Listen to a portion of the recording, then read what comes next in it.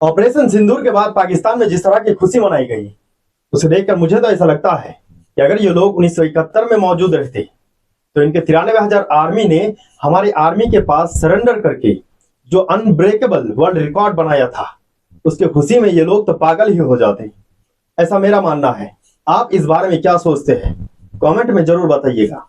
और आज इस वीडियो में हम 1971 की लड़ाई के बारे में बात करेंगे, क्योंकि इस लड़ाई में भारत ने सिर्फ पाकिस्तान को ही नहीं हराया था, पाकिस्तान के साथ साथ चीन और अमेरिका को भी हराया था। और इस लड़ाई के बाद जितना दुखी पाकिस्तान था, उतना ही दुखी चीन और अमेरिका भी था। और आइए आगे इस वीडियो में समझते हैं कि भारत और पाकिस्तान की यह लड़ाई क्यों हुई थी और पाकिस्तान के सपोर्ट में आकर यूएसए यानी अमेरिका भारत के किस हद तक खिलाफ चला गया था, और जो यूएसएसआर है वो भारत के साथ किस तरह की दोस्ती निभाई थी। तो 1947 में धर्म को हथियार बनाकर भारत का कुछ हिस्सा भारत से अलग होता है और भारत से अलग होकर पाकिस्तान नाम का एक अलग देश बनता है। और पाकिस्तान को भारत के दो तरफ दो हिस्सा मिलता है। एक हिस्सा भारत के पूरब की तरफ जो आज का बांग्लादेश है, तब पूर्वी पाकिस्तान के नाम से जाना जाता था, और एक हिस्सा भारत के उत्तर पश्चिम की तरफ जो आज का पाकिस्तान है और तब पश्चिमी पाकिस्तान के नाम से जाना जाता था। जो पूर्वी पाकिस्तान था वहां का मेन भाषा बंगला था, और जो पश्चिमी पाकिस्तान था वहां का मेन भाषा पंजाबी और उर्दू था। पूर्वी पाकिस्तान का कल्चर और वहां के लोगों का शक्ल और सूरत पश्चिमी पाकिस्तान के कल्चर और वहां के लोगों के शक्ल और सूरत से बिल्कुल अलग था। पश्चिमी पाकिस्तान के लोग लंबे और गोरे थे, तो वहीं पूर्वी पाकिस्तान के लोग मीडियम हाइट के और सांवले रंग के थे। और इसीलिए शुरू से ही जो पश्चिमी पाकिस्तान के लोग हैं वो पूर्वी पाकिस्तान के लोगों का मजाक उड़ाया करते थे, उनके कल्चर उनके भाषा का मजाक उड़ाया करते थे। हालांकि जनसंख्या पश्चिमी पाकिस्तान से पूर्वी पाकिस्तान में ज्यादा था, लेकिन जो सिस्टम था वो पूरा, चाहे वो आर्मी हो, ब्यूरोक्रेसी हो या पॉलिटिक्स हो, हर जगह पश्चिम पाकिस्तान के लोगों ने अपना कब्जा जमा चुका था। और इसीलिए पश्चिमी पाकिस्तान के लोग अपना कल्चर और अपनी भाषा पूर्वी पाकिस्तान के लोगों के ऊपर जबरन थोपने की कोशिश कर रहा था।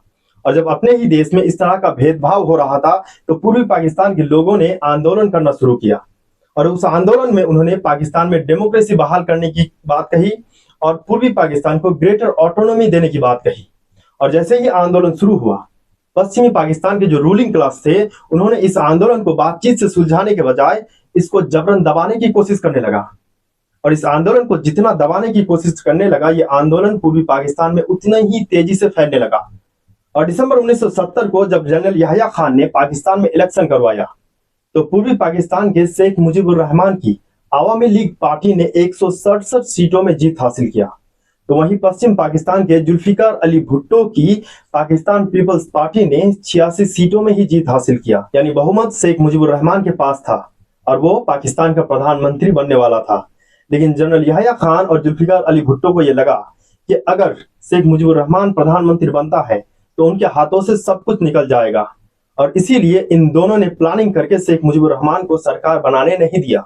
और जुल्फिकार अली भुट्टो ये कहने लगा कि क्योंकि शेख मुजीबुर रहमान की पार्टी आवामी लीग ने पश्चिमी पाकिस्तान में एक भी सीट हासिल नहीं किया, इसीलिए उनको पूरे पाकिस्तान के लिए प्रधानमंत्री नहीं बनाया जा सकता। इसी तरह का प्लानिंग करके जब शेख मुजीबुर रहमान को सरकार बनाने नहीं दिया गया, तो शेख मुजीबुर रहमान और उनकी पार्टी आवामी लीग ने इसके खिलाफ आंदोलन करना शुरू किया। और इसी आंदोलन के दौरान 7 मार्च 1971 को शेख मुजीबुर रहमान ये कहता है कि पूर्वी पाकिस्तान को वो पाकिस्तान से अलग करके एक स्वाधीन देश यानी बांग्लादेश बनाएगा। और इसके खिलाफ 25 मार्च 1971 को general Yahya Khan operation search light शुरू करता है। और इस ऑपरेशन के तहत पहले शेख मुजीबुर रहमान को गिरफ्तार करके एक अनजान जगह में ले जाया जाता है। उसके बाद भिखारिस्तान की आर्मी अपने ही देश में हैवानियत का खेल शुरू करता है और अपने ही देश के लगभग 30 लाख लोगों की हत्याएं करती है और 4 लाख से ज्यादा महिलाओं का बलात्कार करता है। यानी इन भिखारिस्तान की आर्मी ने अपने ही देश के अपने ही नागरिकों पर ऐसा कोई जुल्म बाकी नहीं रखा जो इन्होंने इन पर ना किया हो। और जब इस तरह की हैवानियत का खेल पूर्वी पाकिस्तान में चल रहा था, तो लोग अपनी जान बचाने के लिए पूर्वी पाकिस्तान से भारत की ओर पलायन कर रहे थे। और पूर्वी पाकिस्तान से भारत में पलायन करने के लोगों की जो संख्या है वो दिन ब दिन बढ़ता ही जा रहा था, और लगभग 1 करोड़ से ज्यादा लोग पूर्वी पाकिस्तान से भारत की ओर पलायन कर चुके थे। और इसके खिलाफ भारत के लोगों में जबरदस्त आक्रोश था और भारत के लोग भारत के सरकार से ये अपील कर रहा था कि जितना जल्दी हो सके इस पाकिस्तान के खिलाफ भारत की सरकार कोई सख्त कदम उठाए। और जब इस बारे में देश की प्रधानमंत्री इंदिरा गांधी सेना प्रमुख सैम मानेकशॉ से बात करती है, तो सैम मानेकशॉ कहता है कि हम इस बरसात के मौसम में युद्ध नहीं लड़ेंगे, क्योंकि पूर्वी पाकिस्तान में नदियां बहुत है और बरसात के मौसम में ये सारी नदियां उफान में रहता है, इसीलिए जंग लड़ना आसान नहीं होगा। हम बरसात के मौसम का जाने का इंतजार करेंगे और तब तक हम अपने आर्मी को पूरी तरह से तैयार करेंगे। और जो मुक्ति वाहिनी है, जो बांग्लादेश को स्वाधीन करने के लिए पाकिस्तान के आर्मी के साथ लड़ रहा था, उनको भी ट्रेनिंग करके जंग के लिए तैयार करेंगे। और क्योंकि पाकिस्तान के इस हैवानियत में चीन और अमेरिका भी शामिल था और इंदिरा गांधी को यह मालूम थी कि अगर भारत और पाकिस्तान का युद्ध होता है तो जो अमेरिका है वो पाकिस्तान के साथ खड़ा हो जाएगा। इंदिरा गांधी इसका इलाज कैसे करना है वो भी अच्छी तरह से जानती थी और उन्होंने 9 अगस्त 1971 को यूएसएसआर जाकर 20 साल का मिलिट्री एग्रीमेंट साइन करता है।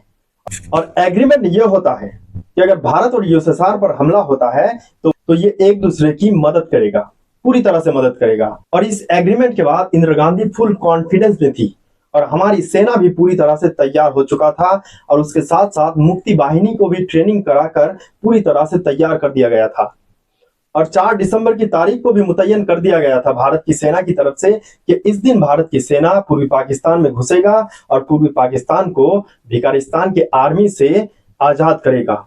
लेकिन उससे पहले ही जो जनरल याह्या खान है वो 3 दिसंबर को ही ऑपरेशन चंगेज खान शुरू करता है और ऑपरेशन चंगेज खान के तहत भारत के 8 एयर बेसेस पर हमला करता है। यानी 3 दिसंबर को पाकिस्तान की एयरफोर्स भारत के एयर बेसेस पर हमला करता है।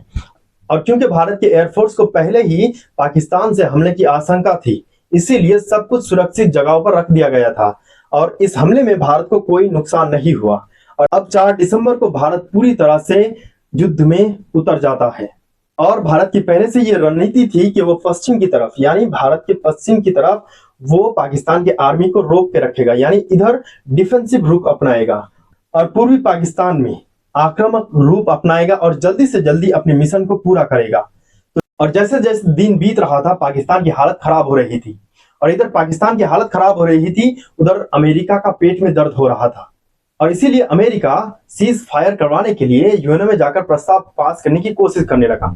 लेकिन इंदिरा गांधी ने इसका इलाज पहले से ही कर रखा था और यूएसएसआर ने इस प्रस्ताव में वीटो कर दिया, यानी यह प्रस्ताव पास नहीं हुआ।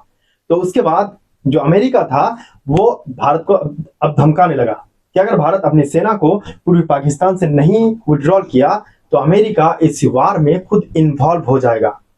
और इंदिरा गांधी फुल कॉन्फिडेंस में थी क्योंकि यूएसएसआर भारत के साथ था। इंदिरा गांधी ने कहा जिसको आना है आओ, हम डरने वाले नहीं है, जिस मिशन को हमने शुरू किया है उस मिशन को हम पूरा करके ही छोड़ेंगे।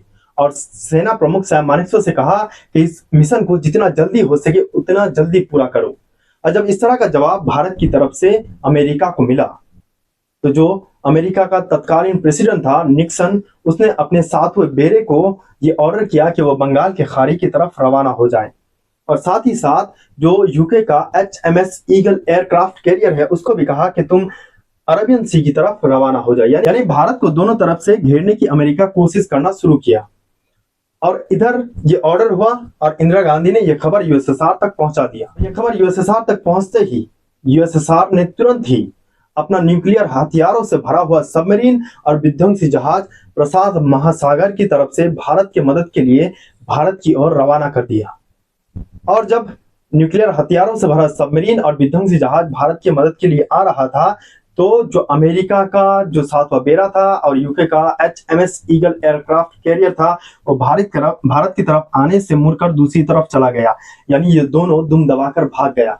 तो इंदिरा गांधी इस तरह से अपने कूटनीति से अमेरिका को दुम दबाकर भागने पर मजबूर कर दिया।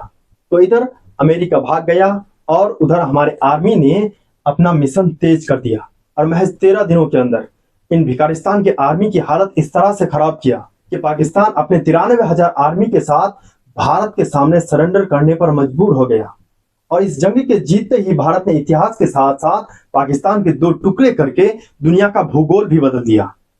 तो इस तरह से भारत अपनी रणनीति और कूटनीति से पाकिस्तान जिसके साथ अमेरिका और चीन जैसे शक्तिशाली देश खड़ा था, उसको हराकर भारत विजय बना। तो आज के लिए बस इतना ही। जय हिंद।